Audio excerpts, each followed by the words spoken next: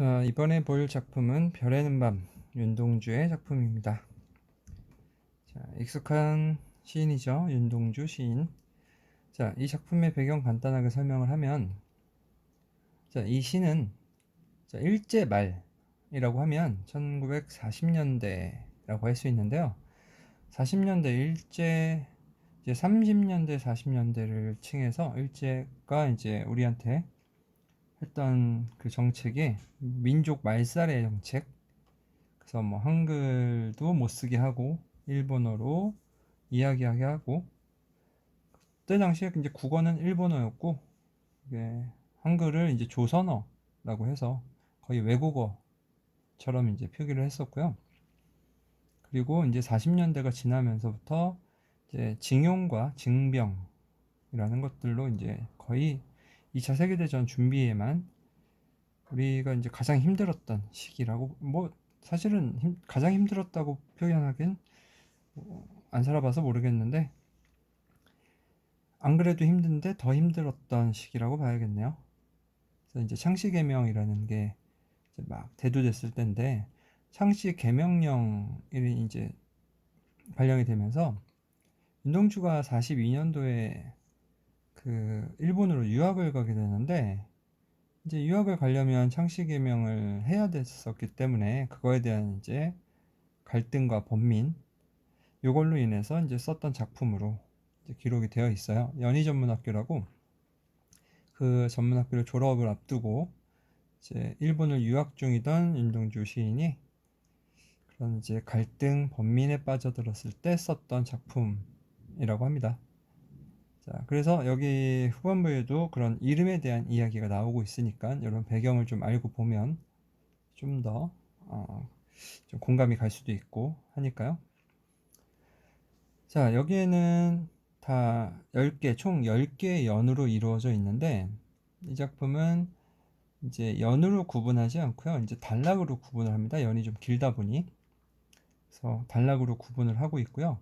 뭐 대부분 전체를 다 모른다 하더라도 요 네 번째 연에 나오는 별 하나의 추억과 별 하나의 사랑과 이 부분은 워낙 유명하게 많이 쓰이니까 들어는 봤을 거라고 이제 생각이 됩니다. 뭐 운율 같은 경우는 어떤 이제 동일한 유사 구조 이런 것들을 여기서 보이는, 자, 별 하나에 별 하나에 별 하나에 별 하나에, 그리고 뭐 까닭이옥 까닭이옥 까닭입니다. 이런 부분들이 이제 우리가 어떤 운율을 형성하는 부분이라고 이제 생각하시면 될 것 같습니다. 자, 그리고 그러면 이 작품의 첫 번째 연부터 들어가서 한번 볼까요? 별에는 밤. 자, 계절이 지나가는 하늘에는 가을로 가득 차 있습니다. 가을이라는 계절적 배경이 들어가 있네요. 자, 계절이 지나가는 하늘에 가을이 가득 차 있다. 나는 아무 걱정도 없이 가을 속의 별들을 다 헤아릴 것입니다. 자, 보면, 자, 가을이라는 어떤 계절적 배경이라고 했는데요. 이 가을이라는 계절적 배경이 사실 어떤 쓸쓸함의 계절이죠. 그래서 이 가을이라는 표기를 쓴 이유는 뭐 자기 반성, 그 다음에 쓸쓸함, 고독함, 적막함, 뭐 이런 이제 정서를 상기시키기 위한 이제 표현인데요. 사실상 첫 번째 1년의 가을이라는 건 별이겠죠. 하늘에는 별로 가득 차 있습니다. 그리고 두 번째 연에 나와 있는 가을이라는 건 하늘이겠죠. 하늘 속의 별들을 다 헤아릴 듯 합니다. 라는 표현이 이제 가을로 바꿔서 표현을 했습니다. 유사한 걸로. 자, 그래서 요 나와 있는 나는 아무 걱정도 없이 라는 부분은 사실 아무 걱정도 없다라는 건 이제 뭐 여기에 나는 이제 시적 화자겠죠. 시적 화자가 등장을 하네요. 시적 화자는 아무 걱정도 없이 그냥 별들을 다 헤아릴 것입니다. 그러니까 순수한 마음으로 별. 자, 이 별이라고 하는 소재가 여기에 가장 중요한 소재지만, 이 별이라는 건 그 뒤에 나와 있는 것들을 토대로 봤을 땐 회상과 그리움, 회상과 그리움의 매개체라고 할 수 있어요. 그러니까 이제 아름다웠던 시기 또는 순수했던 이런 것들을 이야기하고 있는 부분이고요. 자, 그리고 이제 세 번째 볼까요? 가슴 속에 하나 둘 새겨지는 별은, 자, 가슴 속 하나 둘 새겨지는 별, 새겨지는 그런 별들. 자, 이제 별을 바라보면서 그 여러 가지 생각들에 빠진다라고 볼 수 있습니다. 여러 상념들, 그리움, 또는 과거의 어떤 대상들. 자, 가슴속에 하나 둘 새겨지는 별을 이제 다 못 해낸 것은 쉬이 아침이 오는 까닭이요. 쉬이 아침이 금방 온다는 얘기죠. 그러니까 현실적으로 좀 제약을 이야기하고 있는 거고요. 내일 밤이 남은 까닭이요. 자, 앞에는 제약이죠. 여기까지는 제약, 현실적 제약이지만 내일 밤이 남았다라는 건 또 여유를 이야기하는 부분이기도 하고요. 아직 나의 청춘이 다하지 않은 까닭입니다. 라고 하는 이 부분은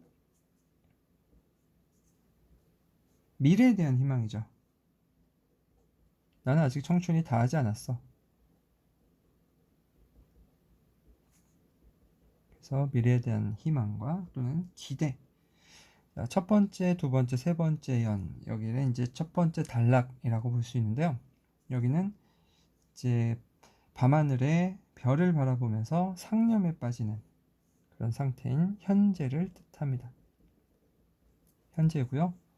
이 현재는 곧 이제 가을이라고 이제 계절적 배경을 볼 수 있어요. 자, 계절적 배경 가을. 가을은 이제 추억을 떠올리는 그런 부분이에요. 왜냐면 요 밑에도 이제 가을이 나오기 때문이고요. 자, 그래서 이제 첫 번째, 두 번째, 세 번째 연을 우리는 하나의 첫 번째 1단락이라고 이야기하고 있고요. 그리고 두 번째, 별 하나의 추억과 별 하나의 사랑과 별 하나의 쓸쓸함, 동경, 시, 그리고 어머니. 자, 이렇게 이제 보면 우리가 이제 어머니를 두 번 이제 연쇄적으로 이야기를 하고 있는데, 여기에 보면 이제 쭉 나열해주고 있는 열거, 그 다음에 반복, 이런 걸 통해서 이제 운율을 형성하고 있다. 이건 뭐 굳이 얘기 안 해도 되겠죠. 그래서 지금 이 별이라는 거 하나랑 추억과 사랑, 쓸쓸함, 이런 것들을 계속 연결시키고 있는 거죠. 그래서 별 하나하나와 자기가 이제 그리워하는 이런 대상들을 연결시켰다 라는 걸 볼 수 있고요. 자, 이렇게 이제 어머니를 두 번 반복함으로써 그리움의 어떤 정서를 심화시키고 있는, 그리고 요 뒤에 나오는 요 어머님과 다음 연과 연결시켜주고 있는 시상의 연결 해주는 부분을 볼 수 있겠습니다. 자, 어머님, 나는 별 하나에 아름다운 말 한마디씩 불러봅니다. 서학교 때 책상을 같이 했던 아이들의 이름과 폐, 경, 옥. 자, 딱 이것만 봤을 때도 느낌이 올 수도 있는데, 자, 이건 이제 중국 성씨, 중국의 이름들. 자, 그래서 이런 뭐 여기에 나오죠. 이제 중국 소녀의 이름이라고 나오는데, 회, 경, 옥 이런 이국 소녀들의 이름과 벌써 애기 어머니가 된 계집애들의 이름과 가난한 이웃 사람들의 이름과 비둘기, 강아지, 토끼, 노새, 노루. 자, 프랑시스 잠이라고 하는 건 이분은 저 그 선교사예요. 선교사, 가톨릭 시인, 선교사래. 가톨릭의 이제 시인인데, 프랑스의 시인인데, 이제 윤동주가 이제 좋아했던 이 사람과 이제 라이너 마리아 릴케라는 이제 독일의 시인인데요. 윤동주가 되게 좋아했던 시인이라고 합니다. 이런 시인의 이름을 불러봅니다. 자, 여기에서 이제 중점으로 봐야 될 거는, 자, 소학교 때 이렇게 했던 아이들의 이름과 뭐 이런 배경어휘의 이름이죠. 그리고 이름과 계집애들의 이름, 뭐 이름, 시인들의 이름. 자, 이름에 대한 이야기들이 나와 있죠. 자, 자기가 지금 그리워하는 대상들을 이제 구체화시키면서 서술을 해주고 있는데 서술 형태가 좀 다르죠. 1, 2, 3, 4 이렇게 쭉 나왔던 거와는 다르게 여기에서는 산문 형태로 보여주고 있어요. 그리고 산문 형태로 바꿨을 때 달라지는 점이 뭘까요? 운문 형태일 때는 별 하나의 추억과 하면서 쉬겠죠. 별 하나의 사랑과 쉴 거고 쓸쓸함과 동경과. 자, 쉬는 템포들이 이렇게 좀 길었다면 여기에서는 쉬는 템포가 없이 문장으로 이루어져 있다 보니까 호흡이 빨라지게 되죠. 그래서 빠른 호흡이 느껴지는 산문시 형태로 형식이 바뀌었다라는 특징이 있습니다. 여기서 여기에는 이제 그리움의 대상들을 구체화시켰다 라는 게 이제 특징이고요. 자, 그리고 이제 뒷장으로. 자, 뒷장 넘어가 보면, 자, 이네들은 너무나 멀리 있습니다. 별이 아슬이 멀듯이. 자, 아슬이, 아슬아슬하게 뭐 이런 표현인데요. 아찔할 정도로 높거나 또는 낮게. 이 정도인데요. 이 이네들, 여기에 있는 대상들이 아주 멀리 있대요. 그리고 어머님, 다시 나오죠. 그리움의 대상인 그 어머님. 당신은 멀리 북간도에 계십니다. 라는 거죠. 그러니까 지금 여기에 내가 원하는 이런 대상들이 아주 멀리 있다는, 북간도는 윤동주의 고향이니까 당연히 어머니가 거기에 계시겠죠. 그러니까 그리움의 대상인 이런 대상들과의 거리가 멀다라고 표현하고 있죠. 그러니까 멀면 더 쓸쓸하고 더 외롭고 더 그리워지는 거니까 현실이 더 가혹하다라고 볼 수 있습니다. 자, 여기까지가 과거에 대한 이야기고요. 별을 보면서 느끼는 과거에 대한 상념, 그리움 이런 것들을 표현하고 있는 부분입니다. 됐나요? 자, 여기에 부분을, 과거의 부분을 우리가 이제 현재에서 과거로 바로 넘어가지. 현재는 이제 계절적으로 가을이었고요. 여기에서도 그래서 가을이라고 볼 수 있는 계절적 배경이고요. 자, 그리고 이제 세 번째를 보면, 세 번째는 세 번째 이제 단락이라는 건데, 이제 연수루는 여기가 이제 8년이 되겠네요. 네, 여덟 번째 연. 나는 무엇인지 그리워 이 많은 별빛이 내린 언덕 위에. 자, 나는 무엇인지 그리워. 뭔지 잘 모르는데 그게 그립다. 그래서 이게 화자가 추구하는, 지향하는 어떤 이상적 가치.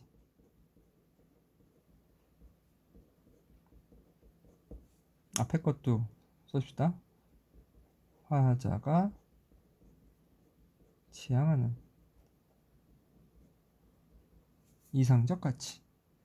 뭐 아름다움 또는 뭐 순수함 뭐 이런 것들일 수 있는데, 그런 이상적 가치가 뭔지 잘 모르는 그 이상적 가치가 그리워서 이 많은 별빛이 내린 언덕 위에 내 이름자를 써보고 흙으로 덮어버렸습니다. 됐네요. 자, 이름자를 써봤다라는 거는, 자, 여기다 글을, 내 이름을 썼다는 얘기인데요. 이 이름이라는 게 이제 자성찰의 행위라고 할 수 있어요. 그리고 바로 한 행위가 그걸 덮는 행위였죠. 자, 덮는다라는 건 사실 그 윤동주 시인의 작품들에 많이 나오는 것들인데, 자, 이름자는 사실 우리가 여러 가지 뭐 서시라든가 아니면 여러 가지 작품, 자화상이라든가 작품들에서 본인, 윤동주는 스스로를 되게 부끄러워한다라는 걸 알 수 있어요. 그래서 내 이름자라는 거는 사실 현실의 부끄러운 이름, 현실적 자라고 할 수 있는. 그래서 썼다라는 건 이제 내 주체를 확인하는 행위잖아요. 근데 그 행위를 하고서 다시 덮어버린다. 이제 부끄러움 또는 반성 이런 것도 있습니다. 내가 지금 현실에서 되게 무기력하게 살아간다. 그런 것들을 이제 반성하는 행위라고 볼 수 있고요.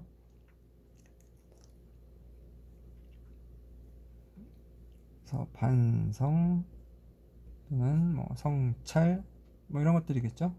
많이 쓰이는. 자, 따는 밤을 새워 우는 벌레는 부끄러운 이름을 슬퍼하는 까닭입니다. 라는 부분이 있네요. 자, 밤, 어두운 현실에 대한 이야기인데요.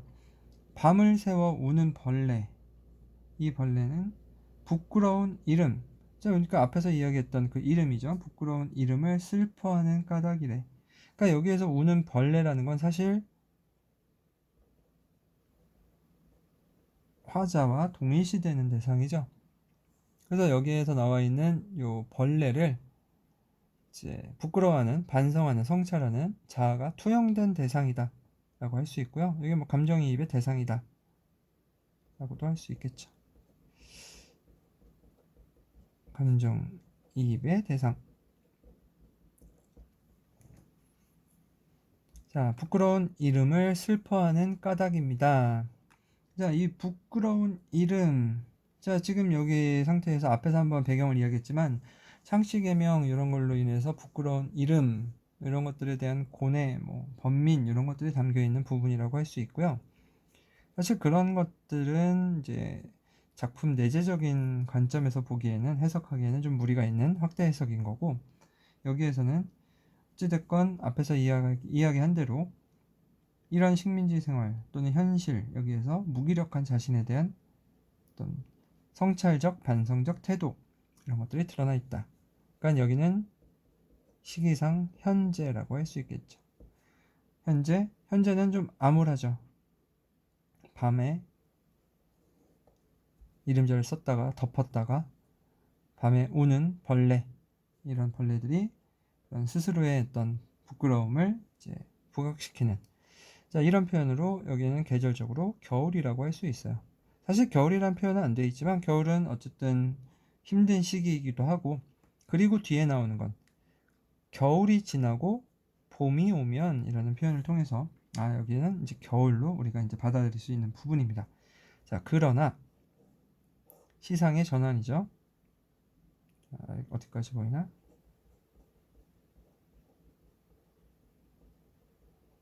자, 거의 비슷한 패턴이에요. 윤동주의 시를 보면 과거에 이제 부끄러웠던 삶에 대해서 이야기를 하고, 그리고 이제 본인의 처한 상황, 현재 어떤 어려운 상태, 갈등하는 상태, 그 다음에 이제 미래지향적인 다짐. 자, 그러나 시상이 전환이 되면서 겨울이 지나고 암울한 현실 이런 것들이 지나고 나의 별에도, 자, 나의 별이라는 건 이제 지향하는 거죠. 여기서 이야기하는 이상적 가치 뭐 이런 것처럼, 자, 내가 지향하는 어떤 세계, 조국 이런 데에 봄이 오면, 광복이 오면 으로 해석할 수 있겠죠. 희망이 오면 무덤 위 파란 잔디가 피어나듯. 자, 무덤이라는 건 죽은 공간이에요. 죽은 공간에 파란 잔디가 피어난대. 요거는 생명이 소생하는 거죠. 생성. 죽은 공간에 어떤 생명이 재생되어나듯이, 그러듯이 내 이름자 묻힌 언덕 위에도, 자, 내 이름자 묻힌 언덕이라는 게 무덤의 의미겠죠. 자기의 희생. 자, 자기의 희생, 뭐 이런 언덕 위에도 자랑처럼 풀이 무성할 계획이다. 마찬가지로 파란 잔디가 피어난다라는 것처럼 부활, 재생,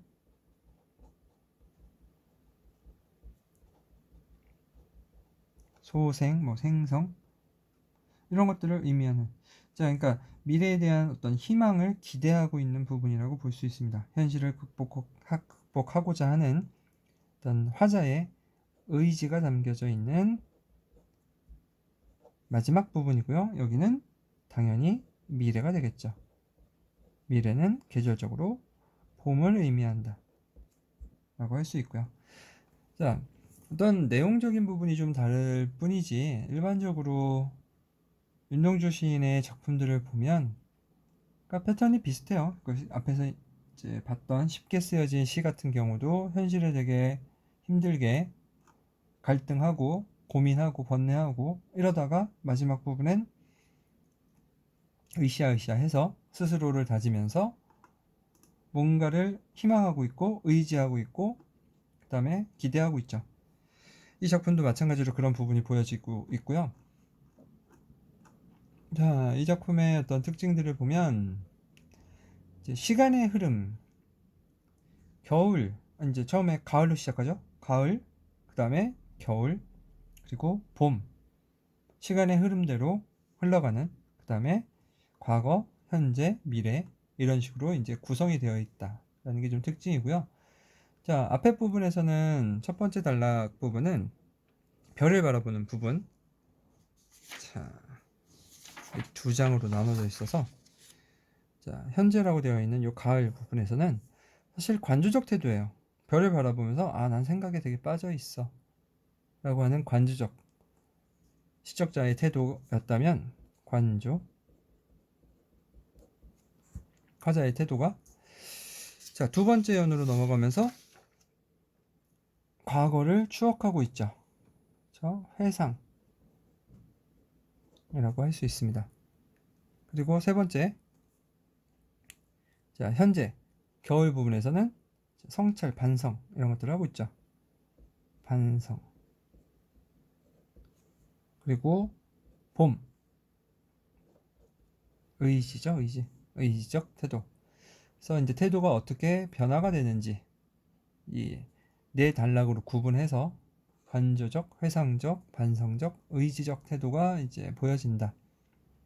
그리고 첫 번째 구성은, 자, 현재 과을 관조적 태도를 보이고 있는 부분은 이제 별을 바라보면서 상념에 잠긴다. 두 번째 단락은 과거에 대한 회상 또는 그리움, 과거에 내가 사랑했던 모습들, 사람들, 그리고 어머니에 대한 그리움을 담고 있고요. 세 번째 단락 현재 겨울 파트에서는 현재의 삶을 반성하며 아, 부끄럽다라는 걸 느끼고 있는 반성과 성찰의 부분. 마지막 네 번째 단락에서는 미래에 대한 부활. 자, 파란 잔디가 피어나듯 풀이 자랄 거다라는 이런 부활에 대한 의지를 확신하죠. 할 계획이다, 할 것이다. 뭐 이런 확신을 담고 있으니까요. 자, 이 작품은 뭐 이렇게 이제 구성이 되어 있고요. 이런 내용으로 이해하시면 될 것 같고, 앞에서 한번 이야기한 것처럼 윤동주의 어떤 그 배경, 이 작품이 쓰여진 뭐 날짜가 정확히 되어 있는데 이게 정확한지는 모르겠는데, 시기상으로는 아까 이제 배경으로 봤을 땐 1941년 11월 5일이니까 저 가을, 뭐 늦가을도 아니긴 하네요. 네. 가을 딱 이제 한 중간에 있을 때 이제 그 연희 전문학교가 이제 끝나가면서 아, 유학을 가야 되는데 뭐 또 창씨 개명도 해야 되고, 자, 이런 이제 여러 가지 내적 갈등이 있는 상태에서 쓰여진 작품으로 기록되어 있습니다. 아, 여기까지 윤동주 별에는 밤 볼게요.